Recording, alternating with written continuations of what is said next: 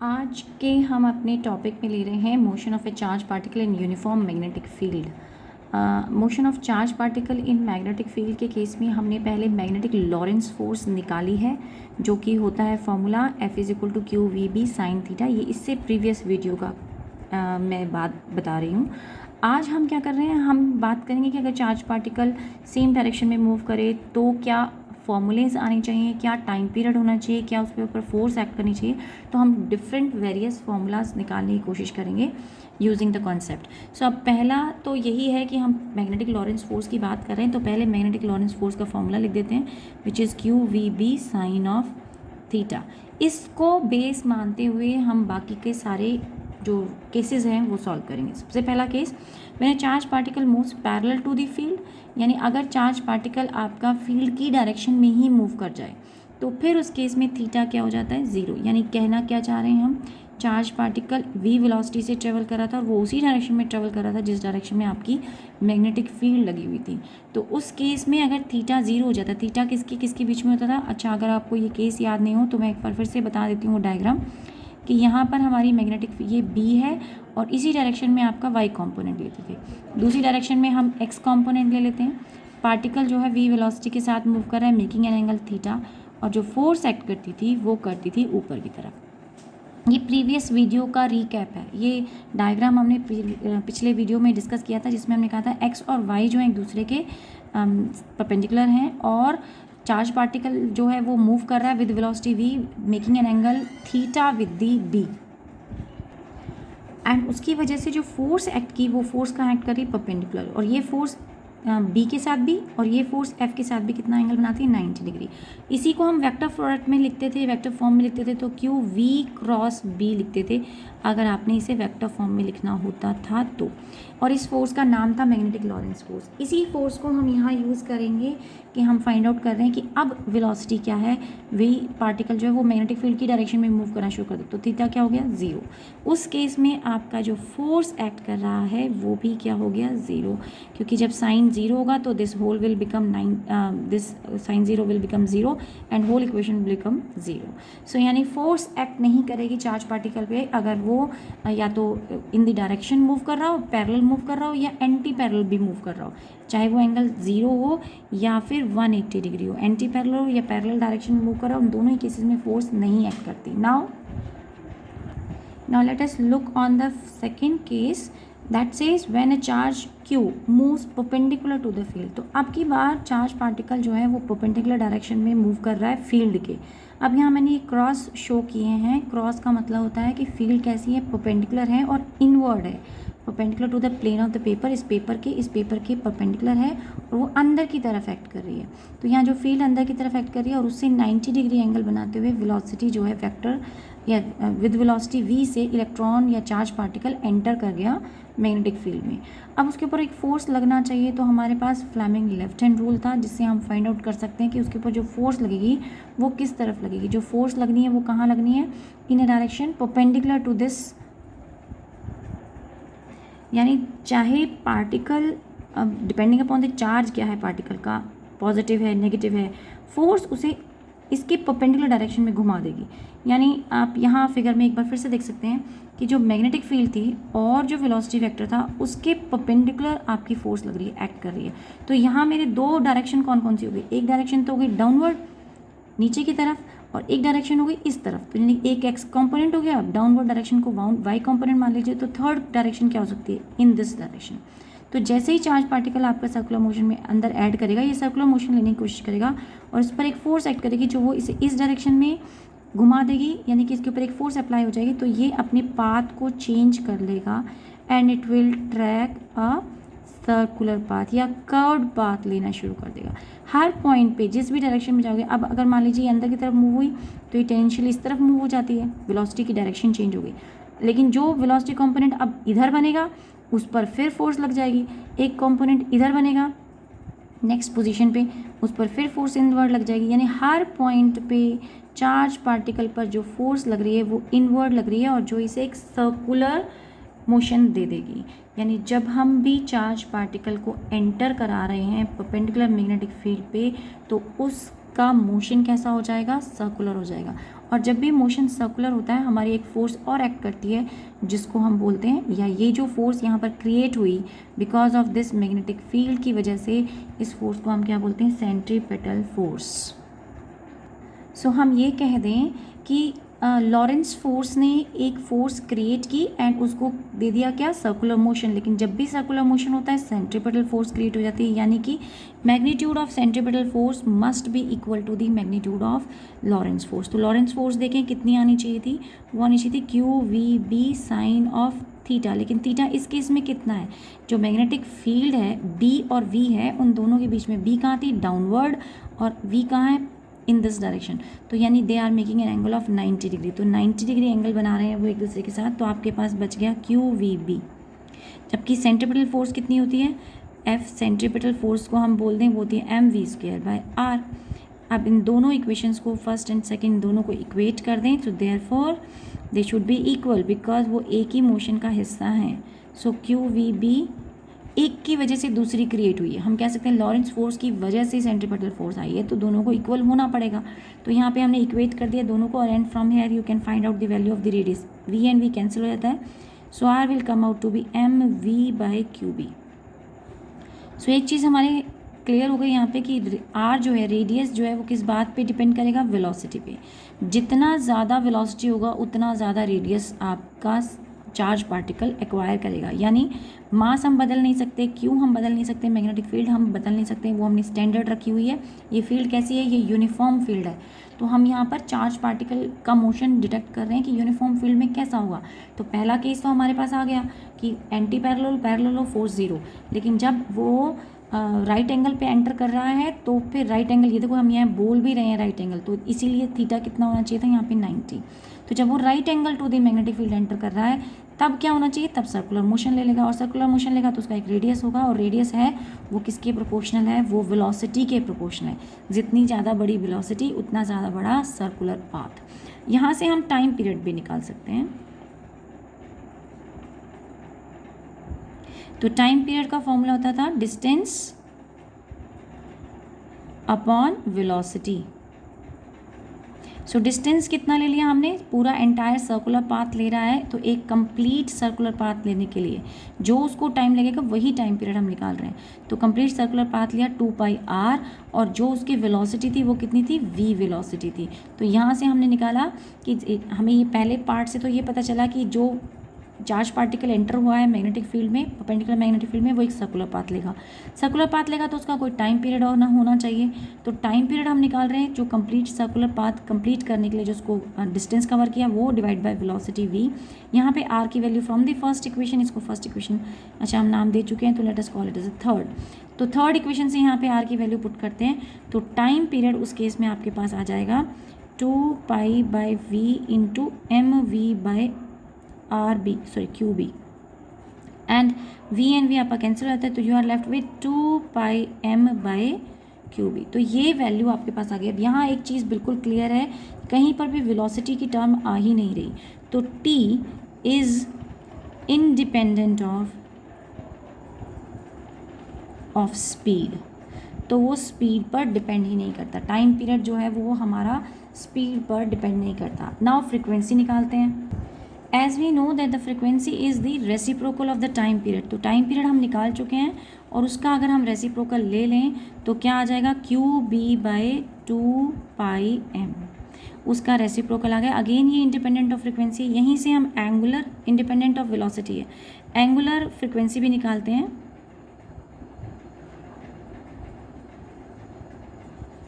Angular frequency भी निकालते हैं जिसको हम रिप्रेजेंट करते थे ओमेगा से, which is equal to 2π nu या फिर 2π/T। यहाँ पर न्यू हम निकाल चुके हैं तो सीधा उसकी वैल्यू पुट कर दें, QB/2πm। 2πm हम यहाँ पे पुट करते हैं, 2π कैंसिल हो जाता है, तो ओमेगा आपके पास आ गया QB/m। तो ये हमारी निकल आई एंगुलर फ्रिक्वेंसी।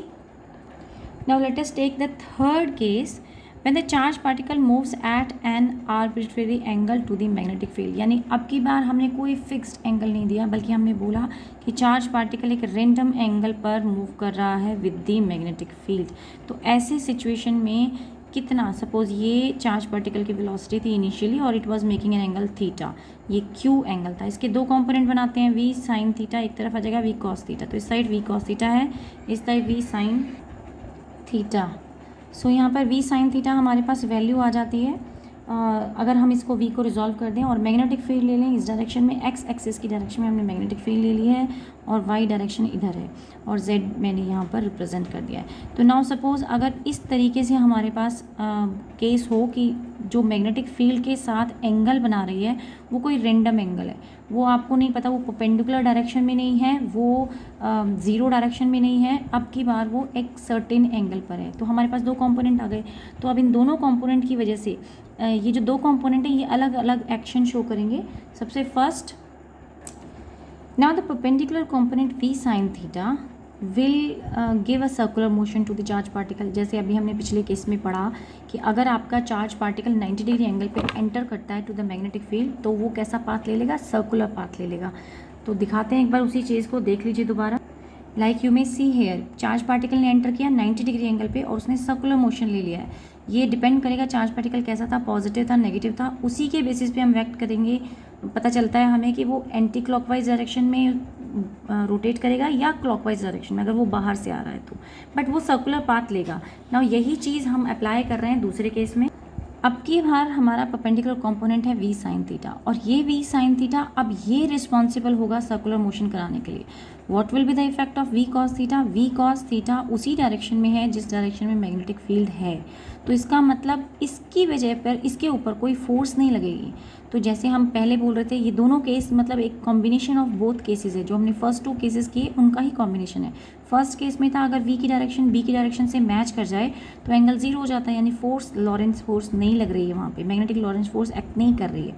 तो अब यहाँ पर इस कंपोनेंट पर कोई फोर्स नहीं एक्ट की, इसका मतलब पार्टिकल जो है वी कॉस थीटा वेलोसिटी से कंटिन्यू करता रहेगा अपना motion in the x direction. और वी साइन थीटा से क्या हुआ, वी साइन थीटा से सर्कुलर मोशन मिल गया।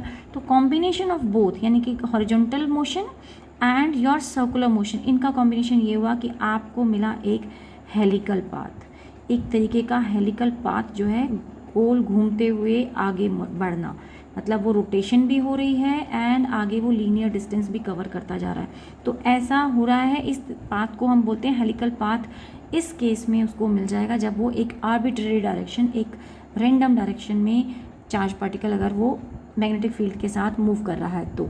अब इसकी भी हम कुछ कैलकुलेशंस वगैरह कर लेते हैं और वैल्यूज़ निकाल लेते हैं कि टाइम पीरियड अगर हेलिकल है तो टाइम पीरियड भी कुछ ना कुछ होगा, कोई रेडियस भी होगा।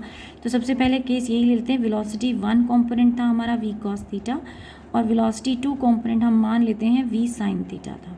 अब क्योंकि साइन थीटा वाले कंपोनेंट की वजह से सर्कुलर मोशन होगा तो इस बार हमारी सेंट्रीपिटल फोर्स हो जाएगी V two square by R, और जो कंपोनेंट क्यू वी लगेगा इस तरफ भी वो भी वी टू लगेगा, that is sine theta. Sine theta की जगह मैंने लिखना था 90 डिग्री, थीटा ही लिखती हूँ अभी, नेक्स्ट केस में लिखेंगे। और मैग्नेटिक फील्ड भी आना था Q V B sine theta, ये एक्शन आना था हमारे पास।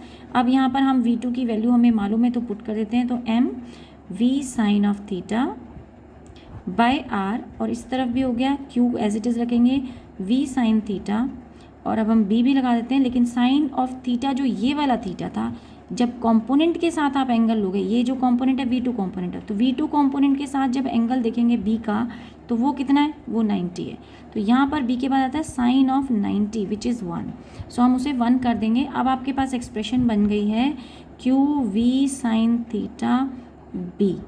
अब वी साइन थीटा और इस तरफ वाला वी साइन, ये स्क्वायर था, दोनों कैंसिल हो जाते हैं, तो आपके पास बचेगा ये वी साइन थीटा का V square sine square theta लिख देती हूँ मैं इंटू आर, और इक्वल टू का साइन इधर लगा देती हूँ क्योंकि काफ़ी ओवरलैपिंग सी लग रही है, ये ओवरलैप लग रहा था तो मैंने इस इक्वल टू का साइन इधर लगा दिया।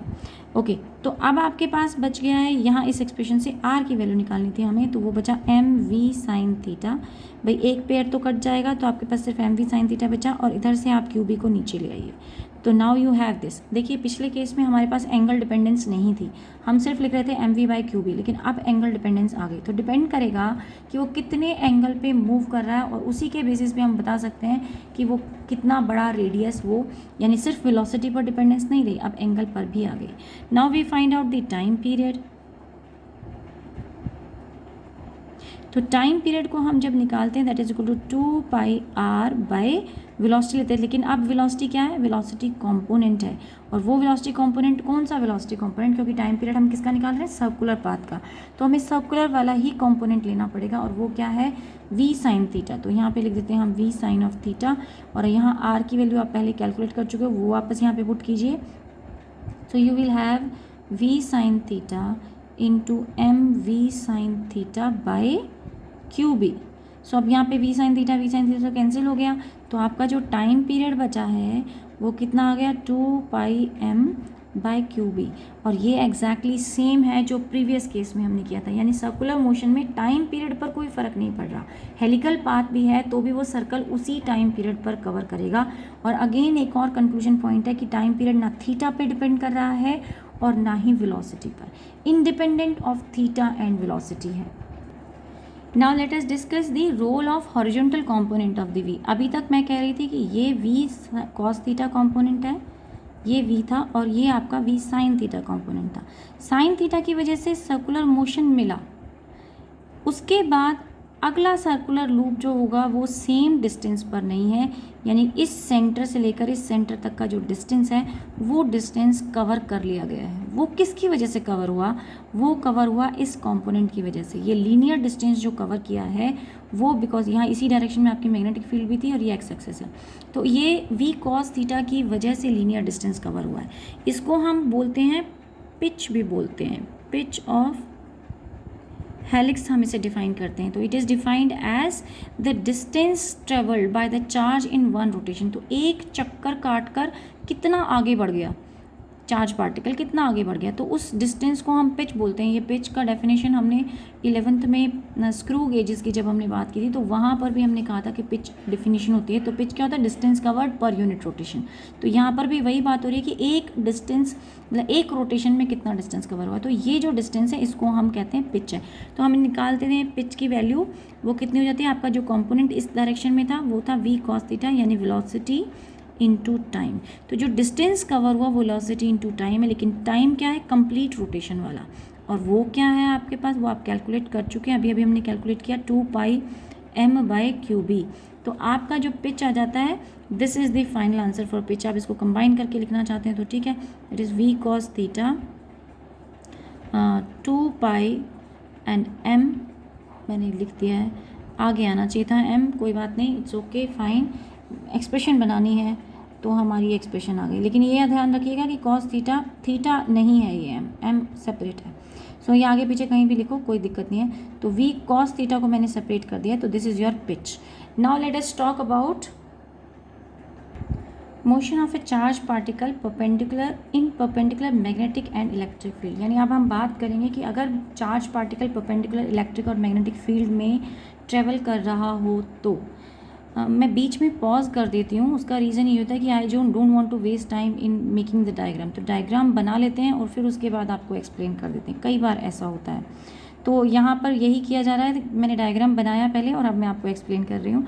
तो एक चार्ज पार्टिकल को हमने एंटर करा दिया है मैग्नेटिक फील्ड और इलेक्ट्रिक फील्ड के अंदर। अब यहाँ ये क्या शो कर रहा है, ये अपर प्लेट है, इलेक्ट्रिक फील्ड सेटअप की है मैंने, तो यहाँ पॉजिटिव पोलैरिटी दे दिया, और लोअर प्लेट पर मैंने यहाँ पर नेगेटिव पोलैरिटी दे दिया है। और यहाँ पर ये क्रॉसेस क्या शो कर रहे हैं, ये शो कर रहे हैं मैग्नेटिक फील्ड अप्लाई कर दी है, लेकिन मैग्नेटिक फील्ड कैसी है, perpendicular to the paper and inward.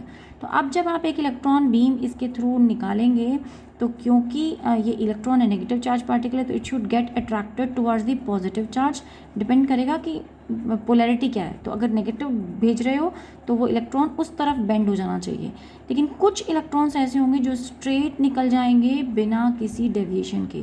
वो कब और किस सिचुएशन में होगा कि अगर आपकी इलेक्ट्रिक फील्ड की जो फोर्स है वो आपकी मैग्नेटिक फोर्स के इक्वल हो जाएगी, तो फिर चार्ज पार्टिकल किसी भी डायरेक्शन में डिफ्लेक्ट नहीं करेगा और वो सेम वेलोसिटी के साथ आगे की तरफ स्ट्रेट अनडिफ्लेक्टेड निकल जाएगा। इस प्रिंसिपल को हम यूज़ करते हैं टू डिज़ाइन वेलोसिटी सिलेक्टर।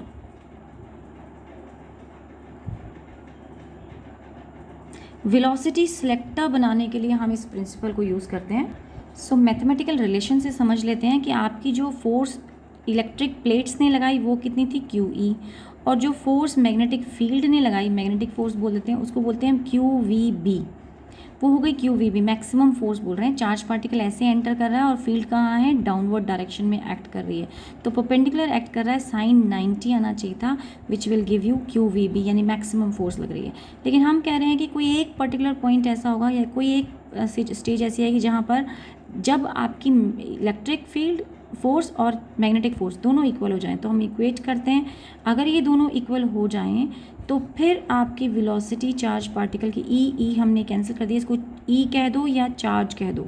यहाँ चार्ज किसकी बात हो रही है, इलेक्ट्रॉन की ही बात हो रही है, तो इलेक्ट्रॉन बोथ साइड कैंसिल हो गया, तो आपके पास वी की वैल्यू बच जाती है ई बाई बी, यानी कि वो वेलोसिटी वाले चार्जेस जो हैं वो अनडिफ्लेक्टेड निकल जाएंगे, जिनकी वेलोसिटी किस रेशो में होगी, electric field to the magnetic field. अगर इस रेशो वाली वेलोसिटी उनको मिल जाती है, यानी कि एक पर्टिकुलर सेलेक्टिव वेलोसिटी उनको मिल जाती है, वो वेलोसिटी वाले चार्ज पार्टिकल अनडिफ्लेक्टेड निकल जाएंगे। इसीलिए इसको वेलोसिटी सेलेक्टर भी बोला जाता है, कि सारी वेलोसिटीज़ नहीं निकल रही हैं, कोई चार्ज पार्टिकल कम वेलोसिटी से जा रहा होगा, कोई ज़्यादा वेलोसिटी से जा रहा होगा, तो कौन सा चार्ज पार्टिकल निकलेगा, वो चार्ज पार्टिकल जिसकी ई बाई बी जो है वैल्यू, जितनी मैग्नेटिक फील्ड की वैल्यू है, जितनी इलेक्ट्रिक फील्ड की वैल्यू है, वो रेशो जो है, अगर उस रेशो की वेलोसिटी, उस रेशो की वैल्यू वेलोसिटी से मैच कर जाए तो फिर वो अनडिफ्लेक्टेड निकल जाएगा।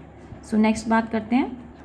ओके, तो नाउ वीडियो काफ़ी लंबा हो गया है, 21-22 मिनट का हो गया है, तो आगे हम अब कुछ बात नहीं करते हैं। तो आई वाज थिंकिंग कि मैं कुछ और न्यूमेरिकल ले लूँ, लेकिन ऐसा हुआ तो फिर वीडियो 25-30 मिनट का हो जाएगा, 30 मिनट के आसपास हो जाएगा। तो आज के लिए इतना ही, नेक्स्ट क्लास में हम कंटिन्यू करेंगे विद सम न्यूमेरिकल्स।